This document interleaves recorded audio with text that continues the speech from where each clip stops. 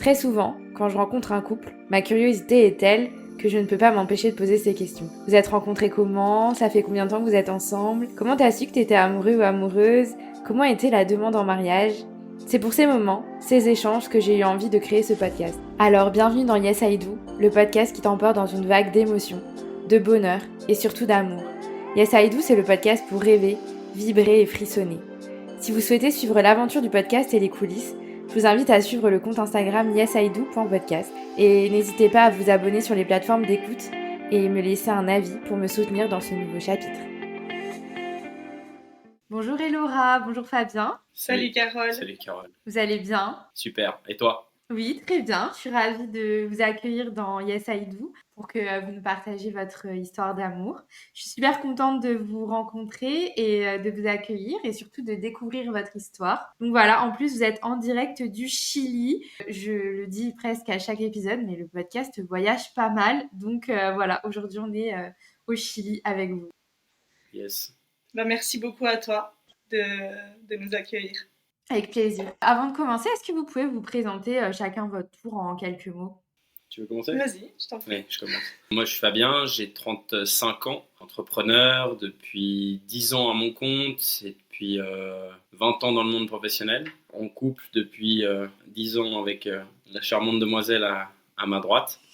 Passionné par... j'ai beaucoup aimé justement ton concept parce que passionné par l'être humain aussi, ses fonctionnements. Ça fait aussi en lien avec les différentes activités que j'ai au niveau professionnel, au niveau aussi personnel. C'était un plaisir de te dire oui pour venir dans ce podcast aujourd'hui. Trop chouette. Et moi, c'est Elora, j'ai 35 ans également. On est de Suisse, en couple depuis 10 ans. Passionnée par le voyage, vraiment depuis toute petite. Je crois que c'était vraiment mon plus grand rêve.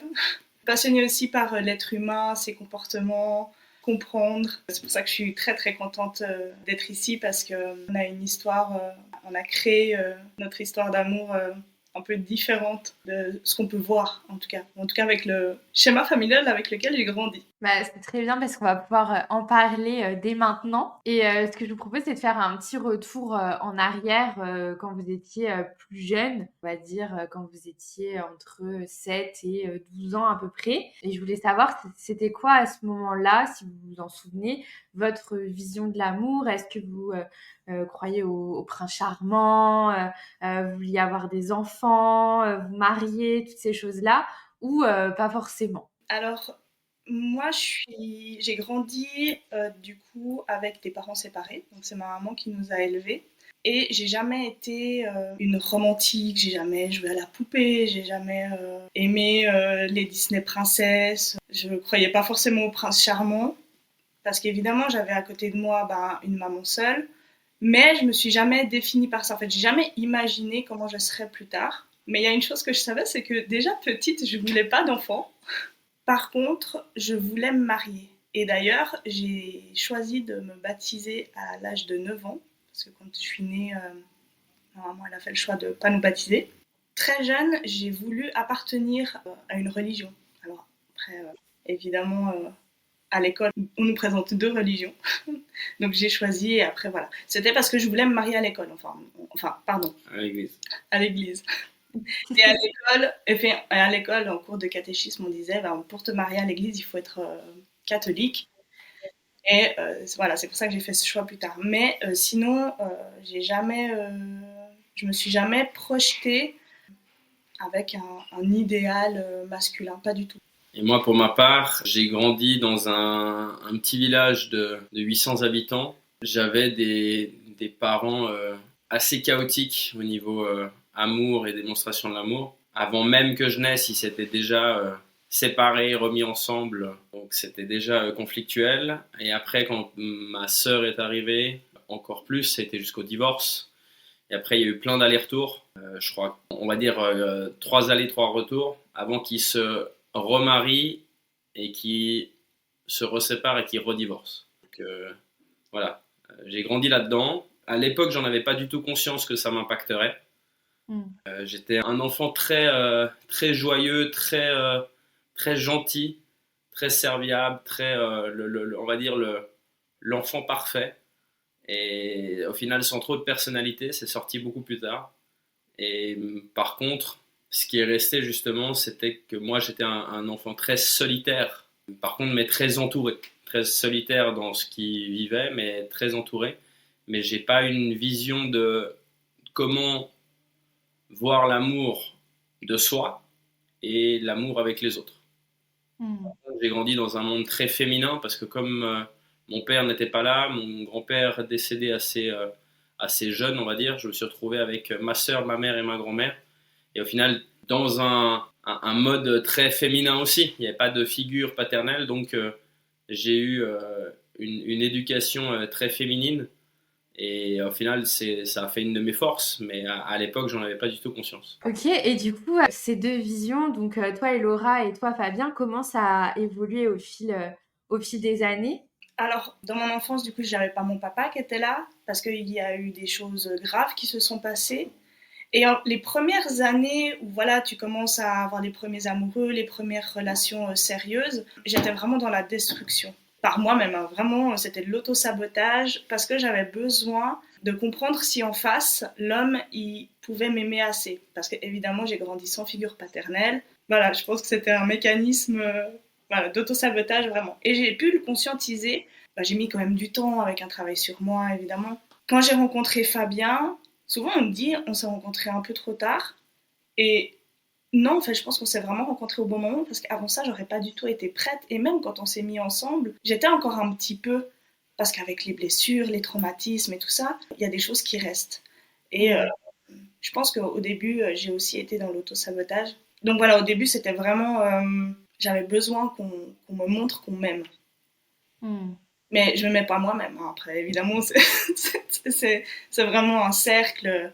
Et avec le travail sur soi, les thérapies, l'ouverture aussi spirituelle qui m'a beaucoup aidé à comprendre mon schéma de comportement. Je ne sais pas si on guérit vraiment un jour, mais en tout cas, on apprend à vivre avec. Ah, c'est sûr, et puis déjà, rien que le fait d'en prendre conscience, c'est déjà une grande étape dans son chemin, quoi. Donc ça permet de mettre le doigt sur des éléments qui ne fonctionnent pas forcément ou alors qu'on comprend pas. Et même si peut-être qu'on ne guérit pas tout au long de notre vie, de toute façon, on évolue et on change, etc. Mais en tout cas, c'est déjà un énorme pas d'en prendre conscience, c'est clair. Pour ma part, bah, moi j'étais en décalage. Enfin, je l'ai toujours été, comme j'étais très solitaire, même à l'école, hein, on était 12 dans la classe. J'aime bien ce schéma-là, c'est qu'en fait on était en cercle comme ça. Et moi, il y avait mon bureau là. C'est-à-dire que j'ai toujours été en décalage, mais choisi. C'est-à-dire que j'avais presque conscience que je ne rencontrais pas la bonne personne avant un certain âge, avant une certaine maturité de vie et d'envie. J'étais sûrement le plus mauvais dragueur de la planète. J'étais très souvent mis sur le banc des remplaçants et dans la friend zone, mais au final, je m'y mettais un peu tout seul au final. Donc c'était de comprendre ça aussi. Ça a duré, ouais, ça a duré. J'ai jamais eu, on va dire, de relation qui vraiment tenait la route en termes émotionnels ou autres. J'étais beaucoup mené par le bout du nez par des femmes qui avaient besoin de plus de réconfort, etc., et non pas par réel intérêt. Et au fur et à mesure du temps, on se construit, on définit aussi ce qu'on veut. Et c'est vrai que bah, Elora, c'est la première personne pour justement être sorti de ça, où je pense que tu vas nous demander comment on s'est rencontrés, mais j'ai pas spoilé tout de suite. Donc, mais j'ai vraiment été dans la démarche de faire ça différemment, en tout cas. Hmm. Et quand tu dis que tu étais dans la démarche de faire ça différemment, enfin, est-ce que avant ça, avant votre rencontre avec Elora et votre début de relation, est-ce que tu étais à la recherche d'une relation ou c'était pas forcément ton objectif? Jamais cherché les relations parce que moi, ce que j'avais comme exemple autour de moi, c'était des hommes qui étaient des coureurs de jupons, enfin, on va dire, pour prendre une expression bien récente. Mais non, non, voilà, il n'y avait pas cette envie de rentrer dans cette compétition non plus de je te drague en soirée, je connais même pas ton prénom, je te ramène chez moi et le lendemain je fais tout pour me casser assez vite. Ça m'intéressait pas. Moi j'ai toujours été quelqu'un qui aimait justement bah, peut-être de ce côté assez féminin, avoir des discussions profondes avant de comprendre les gens et tout. Et c'est sûr que quand tu as entre 15 et 25, tu as peu ce genre de discussion là. On va dire les copines que j'avais étaient soit plus matures que leur âge de par leur histoire de vie, ou soit plus matures par leur âge, parce que je correspondais aussi à une capacité émotionnelle qui leur correspondait et qu'elles ne retrouvaient pas sûrement chez des gens de leur âge à elles. Du coup, avant de vous rencontrer, vous étiez dans quel état d'esprit? Parce que là, vous dites que vous avez fait pas mal de travail sur vous, etc. Mais vous êtes rencontrés quand même à 25 ans. Donc 25 ans, c'est un âge où on n'a pas forcément encore fait ce travail sur soi, même si on commence peut-être à prendre conscience de certaines choses. Mais du coup, juste avant de vous rencontrer, vous étiez dans quelle démarche, dans quel état d'esprit à ce moment-là? Moi, je venais de recommencer des études et je venais de me séparer. Et je venais aussi de vivre un déménagement à environ 200-300 km de là où j'étais avant. Donc, j'étais vraiment dans une démarche de rencontrer des gens, mais sans forcément, vraiment, j'avais pas forcément envie de rencontrer quelqu'un parce que je venais de me séparer, que je venais de recommencer des études et que j'avais envie plus de me focus du coup sur ma vie professionnelle parce que j'ai mis beaucoup de temps à chercher, enfin à trouver ce que je voulais faire.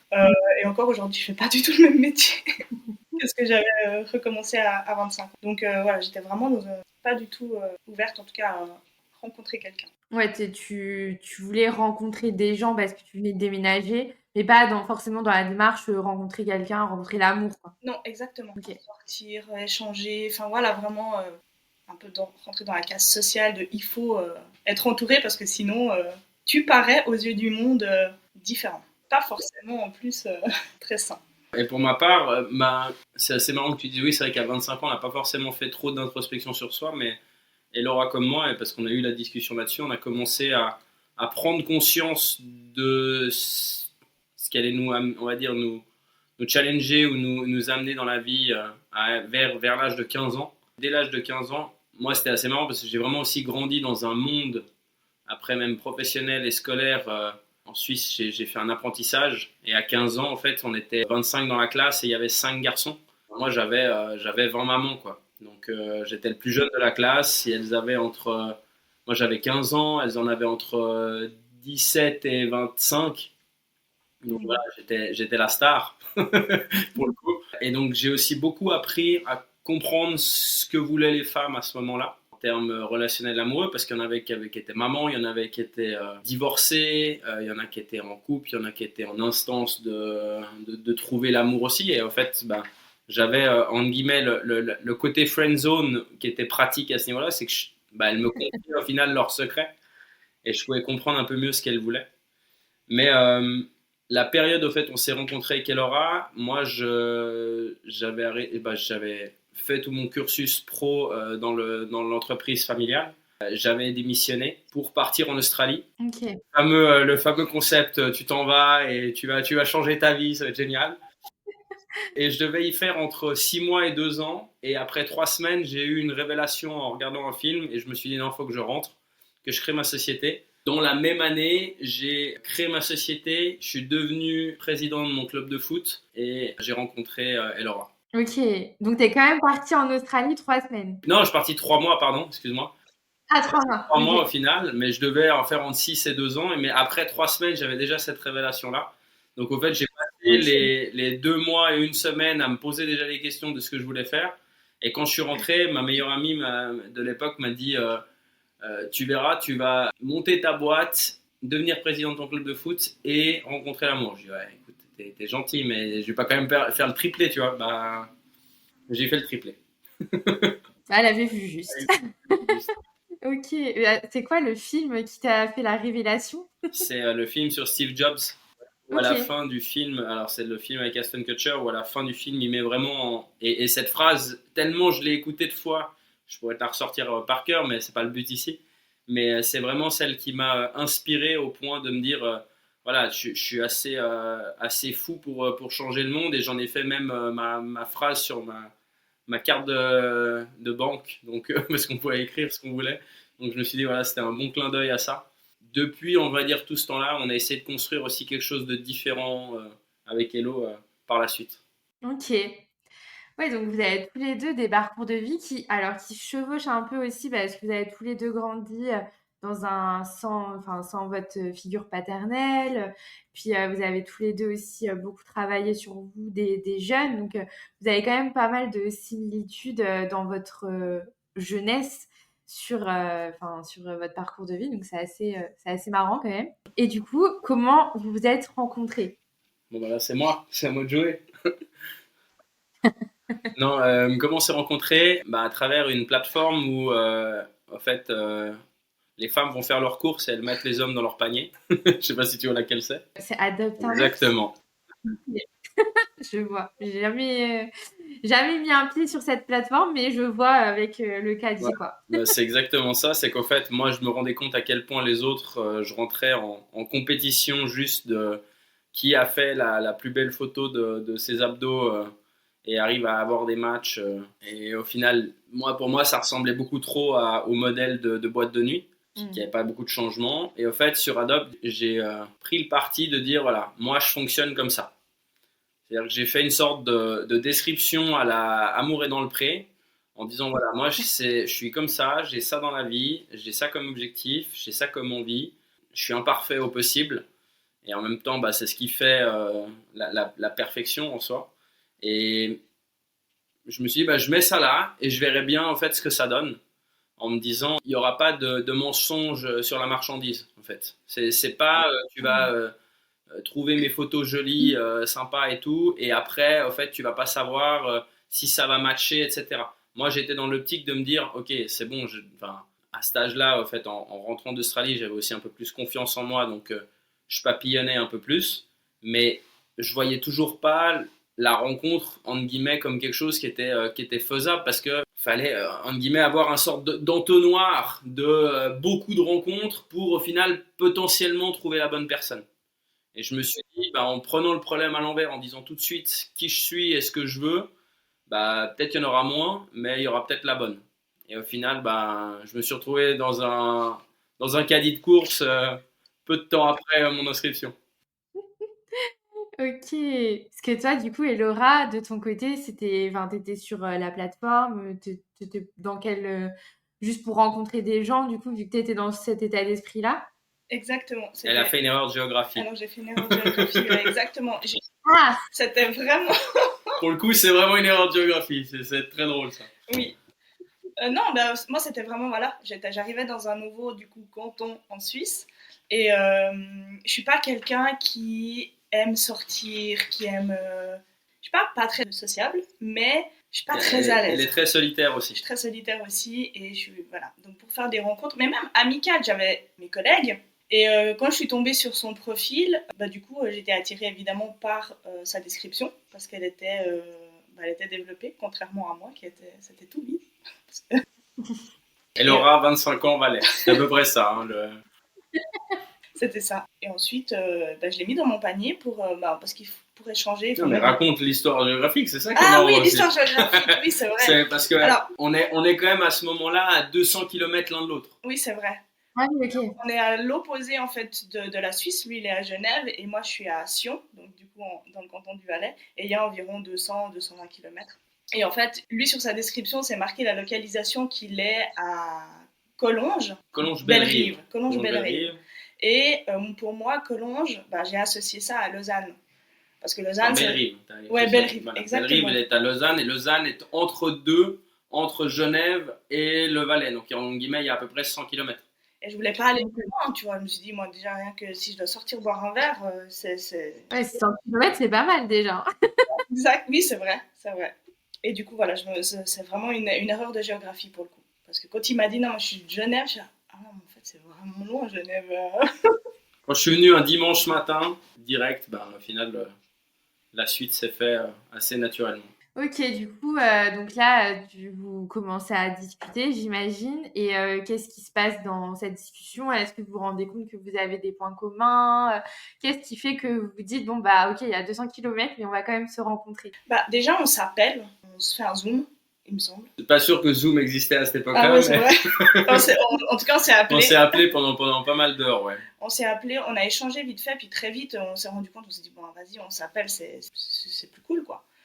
Et ouais, je sais pas, c'était dans la profondeur des conversations, déjà, on n'allait pas juste dans la surface. On est très mauvais pour parler de la pluie et du beau temps. Ouais, vraiment. Ça n'a pas changé. Non. On aime aller dans la profondeur des choses, comprendre les comportements, l'analyse des gens. Et ça a directement été ça. Et puis, après, on s'est dit très rapidement, lui, il est venu. Et quand il est arrivé, il est sorti de la voiture, tout de suite, je me suis dit, mais tout de suite, hein, ma chérie, cet homme, il va changer ta vie. Mais vraiment, tu sais, c'est mon âme qui a reconnu son âme. Waouh, c'est beau. Et toi, tu t'es dit quoi, Fabien, quand t'as vu Laura pour la première fois? Moi, j'étais à cette époque-là complètement encore déconnecté de mes émotions en lien justement avec la manière dont j'avais grandi. C'est-à-dire que moi, j'étais encore très dans le contrôle au final de mes émotions et tout. Mais j'étais content de la rencontrer. Mais j'étais encore le mec intelligent émotionnellement, mais pas connecté à son intelligence émotionnelle. Je sais pas si tu vois l'image un peu. Donc, c'était un peu ça. En fait. C'est très content parce que au final, on se rencontrait réellement. En fait, on a matché et c'était important pour moi justement d'avoir quelqu'un avec qui ça match au niveau, j'ai envie de dire, conscience de ce que tu veux dans la vie, etc. Et après, on avait 25 ans, donc on n'a pas fait tout de suite tout juste. Et rassure-toi qu'on continue de pas faire tout juste, même 10 ans plus tard. Mais j'étais, on va dire, content d'avoir quelqu'un qui me comprend. Moi qui avais été si longtemps, au final, solitaire dans sa démarche. Et de me dire, ok, ce que moi j'imaginais depuis tellement d'années existe. Tu vois, j'étais un peu Benjamin Button, quoi. J'étais un peu à l'envers. Et je me suis dit, ok, ça existe et je peux la rencontrer avant 55 ans. Parce que ma peur à cette époque-là, c'était de pas rencontrer la bonne personne avant que cette personne-là ait vécu, ait eu des enfants et en fait de la rencontrer plutôt vers entre guillemets quand il y a un peu les premiers divorces. Parce qu'au final, j'avais cette image-là aussi, de l'amour, même si mes grands-parents ont vécu une histoire d'amour assez extraordinaire. Mes parents, comme ils en avaient une chaotique, j'avais ce modèle de même si tu vois les copains qui ont des fois des familles qui vont bien, etc. Il y en a aussi, heureusement. Mais quand ton schéma à toi, il est assez chaotique, tu te dis, moi, j'y aurais droit à 35, 45, guillemets, en second couteau, tu vois. Comme j'avais pas une énorme estime de moi à cette époque-là, je pense que c'était là-dedans, au final, que je me situais, on va dire. Mais par contre, quand j'ai rencontré Laura, j'ai tout de suite vu que il y avait une vraie connexion et qui était pour moi plus importante que juste l'aspect de la rencontre, quoi, uniquement. Ok. Oui, du coup, cette rencontre, ça t'a aussi redonné espoir, peut-être. Je sais pas si c'est le terme, mais de dire, finalement, c'est possible à 25 ans de rencontrer quelqu'un avec qui ça match, avec qui je peux avoir vraiment quelque chose. Ouais. Alors, j'étais pas désespéré pour autant, mais j'étais surpris en bien que ça puisse m'arriver plus vite que prévu, tu vois. Comme j'avais, on va dire, à 25 ans, je sortais avec une fille qui avait 8 ou 10 ans plus que moi, avant que je rencontre Hello. Et de nouveau, en fait, je me disais, c'est quand j'arriverai à ce niveau-là en soi et qu'il y aura tout l'alignement qui est fait que ça se passera. Mais j'étais pas, j'étais bien avec mon business, j'étais bien avec mes potes dans ma vie, etc. Et puis je me suis dit, ouais, c'est cool, on verra, au fait. Mais je pensais pas que ma vie changerait, en tout cas, autant avec cette personne à mes côtés. Trop chouette. Et du coup, comment cette relation, elle a évolué au fil des semaines, des mois? À quel moment vous êtes dit, voilà, c'est bon, on a envie de vraiment se mettre en couple? Est-ce que c'était une évidence ou est-ce que ça a pris du temps? Ça a pris quoi, 2 semaines? Ça a été relativement vite. Et comme il y avait... déjà, entre le premier contact qu'on a eu par téléphone et le moment où on s'est rencontrés, il s'est passé 15 jours. Et après, entre le moment où on s'est rencontrés et que tu es venu et qu'on a habité ensemble tout de suite, il s'est passé un mois de plus, quoi. Oui, alors après, comme il y avait 200 km entre nous et que moi j'étais déjà en première année de la formation que j'avais repris, je pouvais pas arrêter ma formation. C'était hors de question que j'arrête. Donc, la première année, on a fait des allers-retours. Okay. Ouais, on venait le vendredi, soit elle venait, soit je venais, et je la ramenais au train. Là, c'était tellement dur, c'était à 5h du matin, on se levait pour aller prendre le train à 6h, et que l'oral puisse être en cours à 8, tu vois. Donc, il y a eu ça pendant, on va dire, en tout cas la première année. Toute la première année. Ouais. Mais après, entre deux, j'ai aussi eu des soucis de santé qui m'ont demandé d'arrêter le travail, mais je devais continuer d'aller en cours. Donc, c'est vrai que la semaine, quand j'étais en arrêt, j'étais chez lui et puis je me déplaçais juste pour aller en cours. à la fin de la première année, enfin déjà quelques mois avant, j'ai dit on ne peut pas continuer comme ça si on veut que ça fonctionne sur la durée. Donc moi j'ai cherché une nouvelle place de travail parce qu'en fait j'étais en apprentissage, donc travail et cours sur Genève. Je me suis inscrite à l'école à Genève et voilà, et après on a habité ensemble assez rapidement. Ouais. Du coup après c'est la première année. Ok. Et du coup, comment ça s'est passé du fait que vous étiez tous les deux assez solitaires, le fait de vivre ensemble, est-ce que ça a été une étape assez facile ou pas forcément? Non, parce que je pense que là, on n'avait pas justement conscience que c'était important pour nous. Et en fait, on savait pas le communiquer. Donc, en fait, ça créait du conflit. Moi, je voulais absolument, en fait, comme j'étais solitaire, mais comme j'étais, tu vois, président de mon club de foot, mon travail, c'était quand même dans l'humain. Moi, ma voiture, c'était mon bureau. Donc, je passais mon temps au téléphone. J'avais, je pense, 50 appels par jour. Et en fait, je voulais embarquer Laura dans mes soirées. J'étais quelqu'un qui sortait beaucoup à cette époque. J'étais dans plein d'autres associations. Moi, j'avais un rythme de vie assez effréné. Moi, je me battais pour la semaine de 100 heures à cette époque-là. Donc, je voulais l'embarquer avec moi et on ne savait pas assez communiquer sur ce qui était important pour l'un et pour l'autre. Moi, je ne savais pas écouter et elle, pas assez s'exprimer. Donc, c'était compliqué de se comprendre. C'est ce qui nous a mené à avoir pas mal de conflits, non pas dès le début, mais toujours avec une volonté vraiment de comprendre, c'est-à-dire qu'on était individuellement assez conscients de nos besoins, mais incapables de les communiquer. De les exprimer, ouais. Vous saviez pas trop dire à l'autre qu'est-ce que vous aviez envie, besoin, etc. Ouais, bien sûr. Je suis même pas sûre qu'on était conscients de nous-mêmes de savoir de quoi on avait besoin. Oui, réellement, non. Tu vois. Mais en tout cas, on était assez réfractaires au changement à ce niveau-là. Et de fil en aiguille, c'est sûr qu'on ne savait pas l'exprimer et qu'en en fait, il y avait beaucoup de reproches au fait. Ok. Tu n'as pas fait ça, etc. Et ça a mené à ce qu'on se sépare après quoi, 4 ans. Ouais, beaucoup de choses qui se sont passées. Oui, mais en mais soi, oui, au bout de 4 ans. au bout de 4 ans, on s'est séparés, mais séparés. entre-temps, évidemment, il y a eu beaucoup de choses, beaucoup de remise en question et tout. Mais on a toujours quand même été beaucoup dans l'échange, etc. Ok. Mais il y a eu évidemment beaucoup de choses au milieu. Je pense qu'à un moment donné, on avait eu besoin tous les deux de se retrouver soi et de le faire seul. Parce qu'à un moment donné, on entrait beaucoup dans l'ego et on a été, pour le coup, assez intelligent, autant lui que moi, de dire stop, là ça va plus, on se fait trop de mal individuellement. Et pendant cette séparation, en tout cas personnellement, je suis vraiment allée plus en profondeur dans mes schémas aussi de ce que j'avais vécu petite, où je me suis rendu compte qu'il y avait encore du coup des traces. Alors j'étais pas autant dans l'auto-sabotage parce que je l'ai pas dit, mais quand j'avais 19 ans, j'ai rencontré quelqu'un où j'étais censée me marier. Enfin voilà, c'était vraiment une très très belle histoire d'amour. Mais du coup, comme j'étais dans l'auto-sabotage, j'ai trompé cette personne. J'ai été très cash, je lui ai dit direct. Et la relation, elle s'est terminée et j'ai beaucoup, beaucoup, beaucoup souffert de ça. Et je pouvais m'en prendre qu'à moi-même, vu que du coup, c'est quelque chose que j'avais pas envie de revivre. Donc au lieu d'être dans l'auto-sabotage, on s'est dit... Oui, alors, ouais, ça, j'ai le souvenir qu'on s'ait dit, je t'aime, mais je pense que c'est mieux qu'on se sépare. C'est-à-dire qu'il y avait toujours de l'amour, oui. Mais qu'en fait, justement, parce qu'on s'aimait, on voulait pas détruire l'autre, en fait. Tu vois, à un moment donné, on s'est arrêté, on s'est dit, bon, attends, on va arrêter de se prendre la tête pour le lave-vaisselle pas rempli, etc. On va se dire les choses, fais le taf de ton côté, je le fais du mien, et on sait pas où ça mènera, tu vois. Mais on vous laisse, en guillemets, le faire en bon terme parce qu'on avait une bonne relation, en fait. On était juste incapables d'exprimer les choses, en tout cas, ce que je ressens, en tout cas, même encore aujourd'hui, hein. On était incapable d'exprimer les choses et d'écouter l'autre par rapport à ça, et de nouveau d'écouter pas juste ce qui nous fait plaisir, en fait. Okay.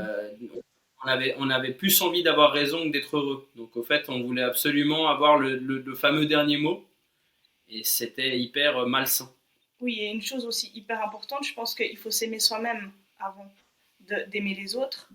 En tout cas dans une relation, mais tout court. Et c'est ce qui était hyper flagrant. Moi, je l'aimais plus que ce que je m'aimais. Donc il fallait que ça pouvait pas fonctionner comme ça.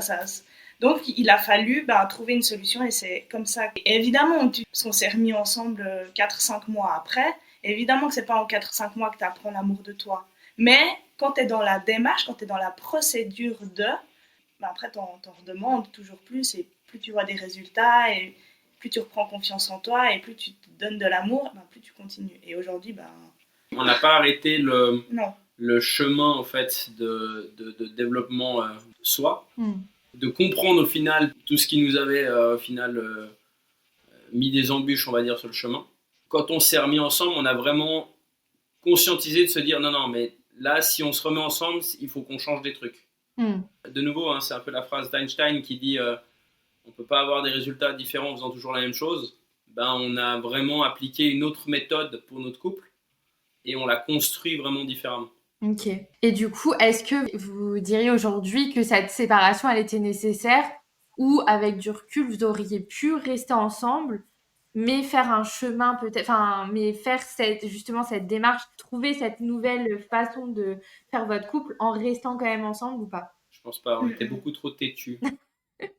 Et du coup, est-ce que vous avez des exemples, des choses qui n'allaient pas? Vous n'êtes pas obligé de dire tout, mais est-ce que vous avez quelques exemples pour qu'on puisse un peu comprendre qu'est-ce qui vous a mené à se dire bon, on s'aime, mais là, il faut qu'on se sépare parce que ça ne fonctionne pas? C'est la phrase qu'on utilise, je crois, le plus. On était des colocs. On était des colocs. Ouais. Ah. Des colocs et il y avait la charge mentale, en tout cas pour ma part, et je le communique encore lundi à Fabien, c'est que moi j'avais mon travail, je travaillais dans l'humain avec des personnes en situation de handicap, donc déjà c'est pesant, et quand je rentrais à la maison, je devais m'occuper de la maison, tout faire. Fabien il n'était pas là parce que boulot, entrepreneur, ça prend du temps, on le sait. Et j'enchaînais jusqu'à 22h au foot, t'as encore bu une bière avec les copains et au final tu rentres à minuit et tu dis ça va, c'était ta journée, puis en fait tu vas te coucher direct. Et t'es dans les reproches. Et t'es dans les reproches Donc en fait tu restes plus longtemps rester boire une bière avec tes copains parce que tu te dis de toute façon je vais me faire ramasser quand je rentre.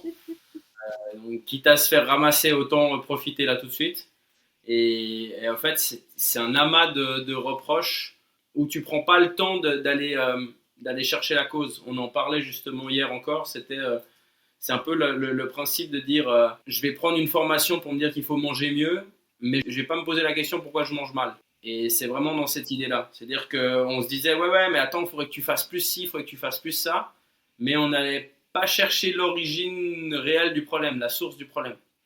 Et donc, en fait, la séparation nous a permis de revenir à ça et de revenir à nous, au lieu d'essayer que l'autre nous sauve. Parce que c'est ce que moi j'ai souvent vu, c'est qu'on attend que l'autre nous sauve, qu'on change l'autre, etc. Ça, c'est le moment les plus malsains parce que c'est révélateur d'insécurité propre à soi. Je le vois souvent, c'est la jalousie. Pour moi, c'est l'exemple même d'insécurité personnelle, au fait. Alors que quand t'es bien, au final, dans ton couple, c'est fluide, quoi.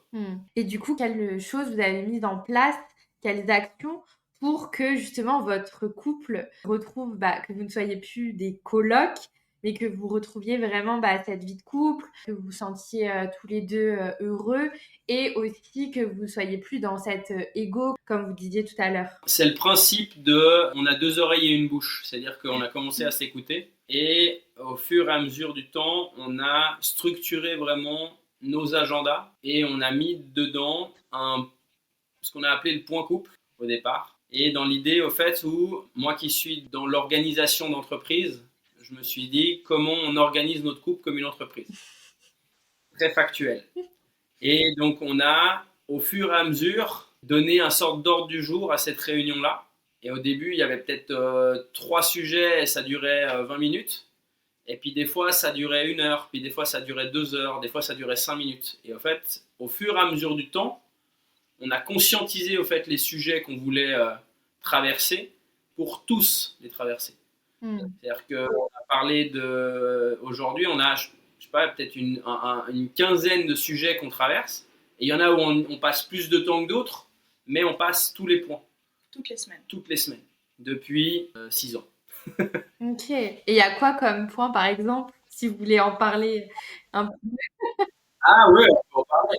Vraiment l'ensemble, c'est-à-dire je pourrais même te le partager si tu veux pour que tu puisses le partager à la communauté qui va nous écouter, mais on a autant des choses très factuelles qui sont l'environnement dans lequel tu es en ce moment, l'agenda, les rendez-vous que tu as, l'expat, le côté administratif aussi des choses. Et on va surtout commencer en général par entre guillemets, le plus challengeant, c'est comment tu vas. Hmm. Pas comment tu vas, tu sais, un peu le salut, ça va, et puis jamais personne répond. C'est comment tu vas. C'est quoi qui est en ce moment, c'est quoi tes émotions, Mhm. c'est quoi que tu as comme charge mentale, etc. Après, on va tout de suite dans le fait, bah voilà, c'est quoi un peu ton intention de la semaine sur tes différents Domaine de vie. domaines de vie qui te challenge. Après, on va passer vraiment dans un côté les projets qu'on a en commun parce qu'on collabore aussi là-dessus. Donc, sans parler vraiment du business, c'est un peu voilà qu'est-ce qu'on a comme projet en ce moment.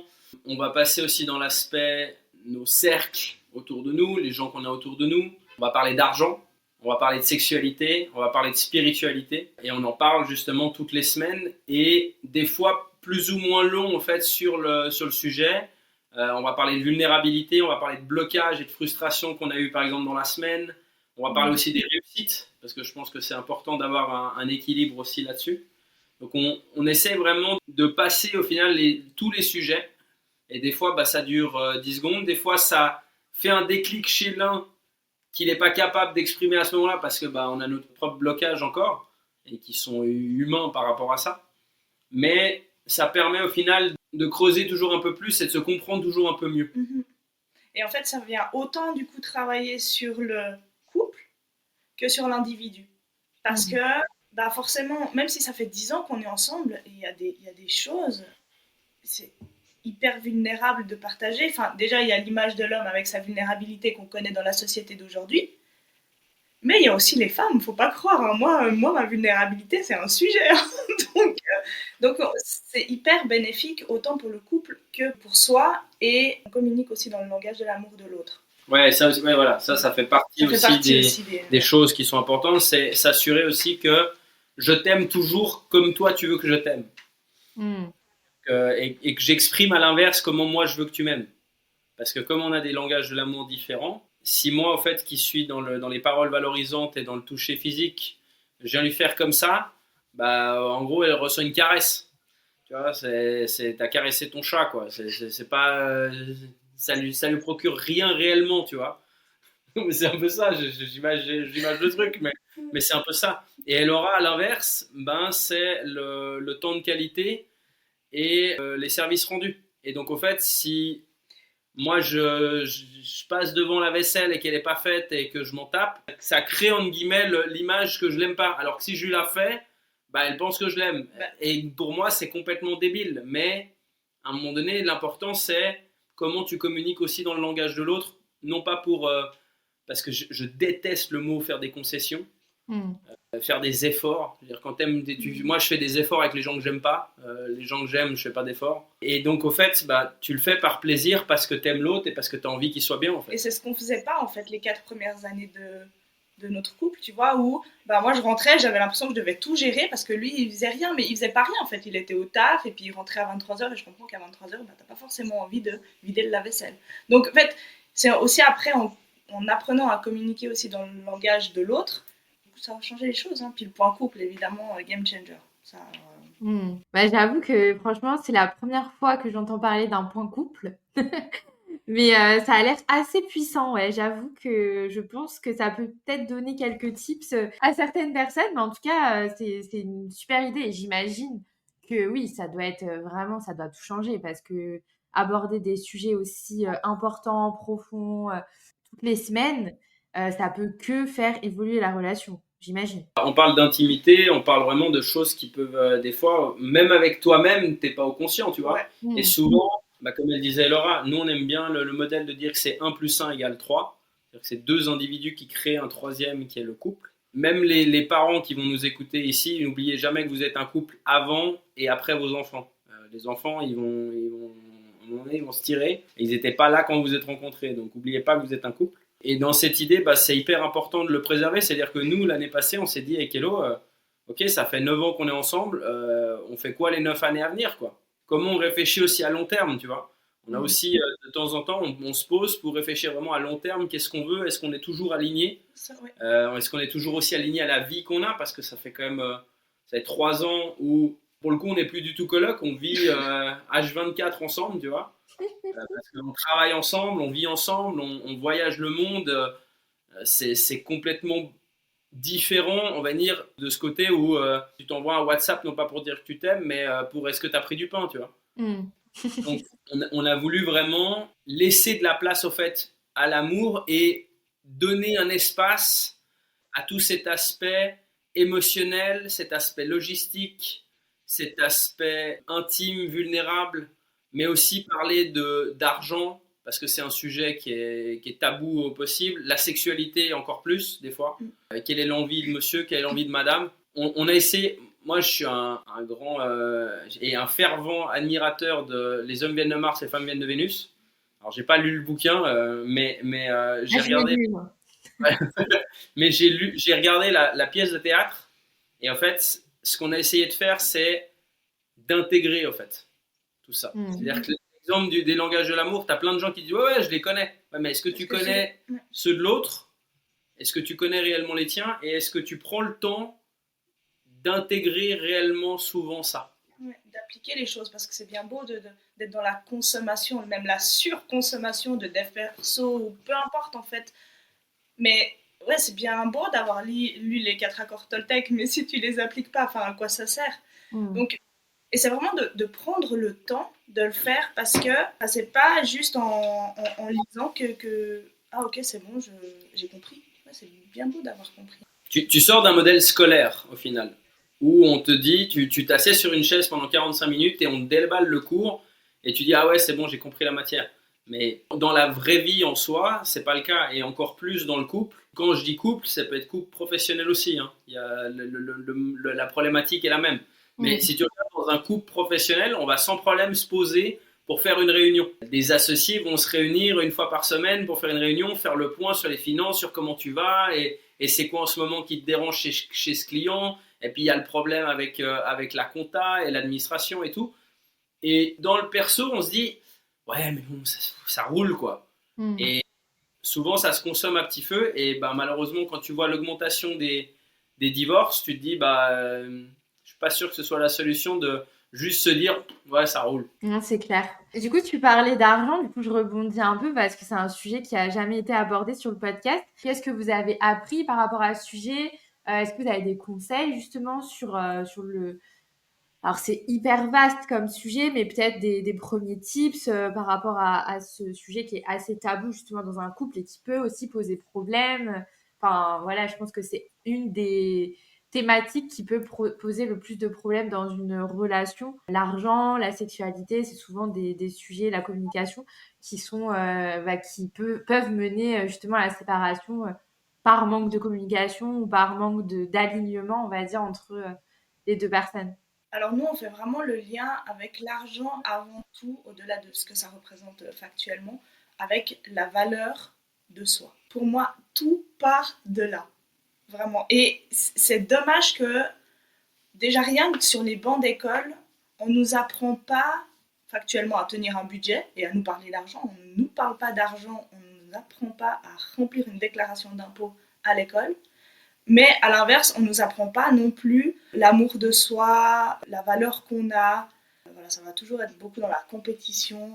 Toi, t'es meilleur que moi. Voilà. Donc, pour moi, il y a vraiment un lien entre les deux. C'est aussi dans la manière, tu vois, souvent t'as un peu la cigale et la fourmi dans un couple.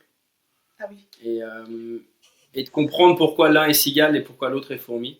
Et c'est beaucoup plus sain. Et de nouveau, en fait, ça vient de ce travail sur soi, de comprendre au final qu'est-ce qui nous relie à l'argent. C'est très lié souvent de nouveau à l'éducation.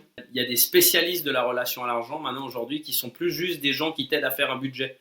Parce que faire un budget, c'est intéressant, mais savoir qu'est-ce que tu veux faire ton argent, tu l'économises pourquoi, tu l'investis pourquoi, tu le dépenses pourquoi, en fait. Aujourd'hui, pour te dire, hein, le gap qu'on a fait en termes de consommation, quand on est parti de la Suisse, on a donné 700 litres d'habits. Aujourd'hui, on vit avec 2 petites valises cabine. Voilà. C'est un peu le gap de. Donc, il a fallu comprendre aussi tout ça, à quoi ça correspondait, à quoi ça répondait au final ce besoin d'argent.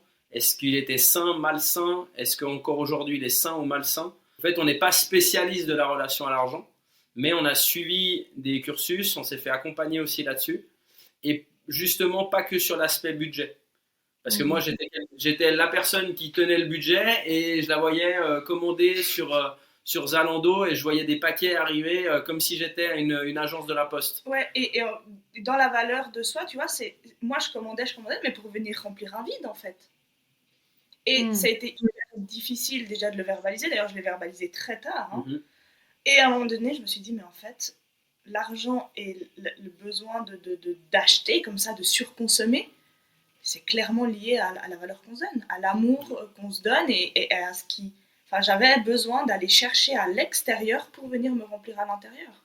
Mais ça peut être pour autre chose. Hein. Pour l'alimentation, c'est aussi un des points les plus importants souvent, et on l'a remarqué. Tu règles tes problèmes quand tu es à table. C'est-à-dire que justement, la réunion familiale se fait à table. Moi, quand j'étais gamin, ma priorité, c'était de manger vite. Non pas parce que je voulais manger vite, mais parce que je voulais me tirer pour pas voir mes parents s'embrouiller. Tu vois ? Et donc, en fait, beaucoup de choses sont liées à l'aspect émotionnel. Et ce qui se passe en soi, c'est que encore plus dans un côté masculin, on nous a pas appris à vivre à travers nos émotions.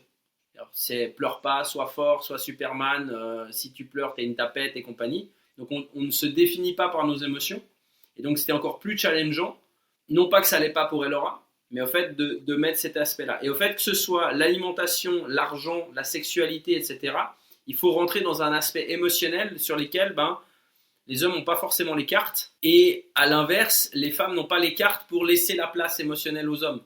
Parce que comme on fonctionne et on communique de manière différente, et justement, il y a ce conflit qui naît, non pas d'une volonté de ne pas comprendre l'autre, mais juste parce qu'on parle la même langue, mais pas le même langage.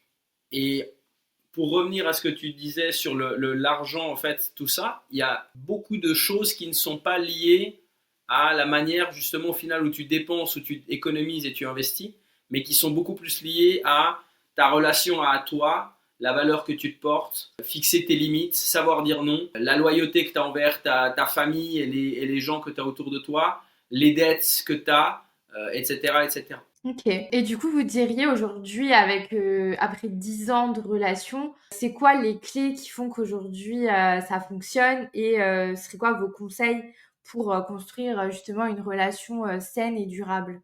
Alors pour moi, il y a l'écoute, mais écoute active, comprendre les besoins de l'autre. Voilà, l'écoute pour comprendre. Ouais, l'écoute pas l'écoute pour faire genre j'ai entendu. Ouais, non, exact. L'écoute pour comprendre. La compréhension aussi, justement. Enfin, pas l'incompréhension, mais la compréhension des besoins de l'autre. Fabien, il a besoin de sortir, de voir du monde. Moi, laissez-moi tranquille. Je ne suis pas à l'aise avec beaucoup de monde. Et que c'est pas contre moi, en fait. C'est ça aussi. C'est respecter les besoins de l'autre et c'est pas qu'elle m'aime pas. C'est qu'elle doit s'aimer plus qu'elle doit m'aimer à ce niveau-là. Donc ça, c'est important. Ouais. Donc j'ai dit... La compréhension l'écoute. Moi, c'est toujours l'esprit ami, amour, amant. C'est-à-dire que tu dois avoir un équilibre des trois. Un des points aussi que j'avais mis il y a 10 ans aussi, parce que c'est toujours le cas, c'est respect, communication, confiance. D'abord, il doit y avoir du respect. 2, avoir de la communication. Et communication n'est pas parler. La communication, c'est entendre ce qui n'est pas dit. En sachant en plus que les hommes parlent et écoutent sans sous-entendu et les femmes parlent et communiquent avec des sous-entendus. Donc, il faut bien s'équilibrer là-dessus. Et la confiance, parce que autant tu dois en apporter à l'autre, mais tu dois en avoir assez aussi pour te développer et au final être de nouveau ce côté 1 plus 1 égale 3. Pas attendre que l'autre vienne te sauver, que l'autre... on est toujours en responsabilité d'eux. Et je pense que ça, c'est un des plus gros changements qu'on a fait. C'est de se sentir responsable chacun de notre propre vie qui amène la vie de couple. Et c'est pas le couple qui sauve les individus. Merci beaucoup pour ces conseils. Je reviens un peu sur votre relation et je voulais, pour un peu conclure l'épisode, je voulais vous demander c'est quoi les éléments qui ont fait que vous êtes tombés amoureux l'un et l'autre. Toi et Laura, qu'est-ce qui a fait que tu t'es dit Fabien, il va changer ma vie et qu'est-ce qui t'a fait tomber amoureuse et inversement Fabien par rapport à Elora? Alors moi, déjà, je disais avant, mon âme a reconnu la sienne et ça, j'en suis persuadée, mais aussi... Attends. En fait, il m'a pris comme j'étais. Et moi, en fait, depuis toute petite, on me dit que je suis différente, que je suis bizarre.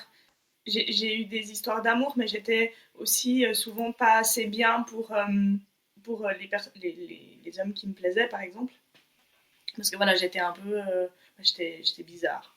Et il m'a pris comme j'étais, en fait. Et tout de suite, hein, tu m'as dit... Ouais, c'est un peu comme le McDo, quoi. Venez comme vous êtes. Non, j'allais dire le diamant brut, parce que c'est ce que diamant tu me brut. disais. Ouais, c'est un diamant brut. Et en fait, c'était vraiment ça. C'était... il m'a regardé différemment. Moi, je savais qu'elle était différente. C'est ce qui m'a plu, au fait. C'était de me dire, je suis plus tout seul dans ma meute.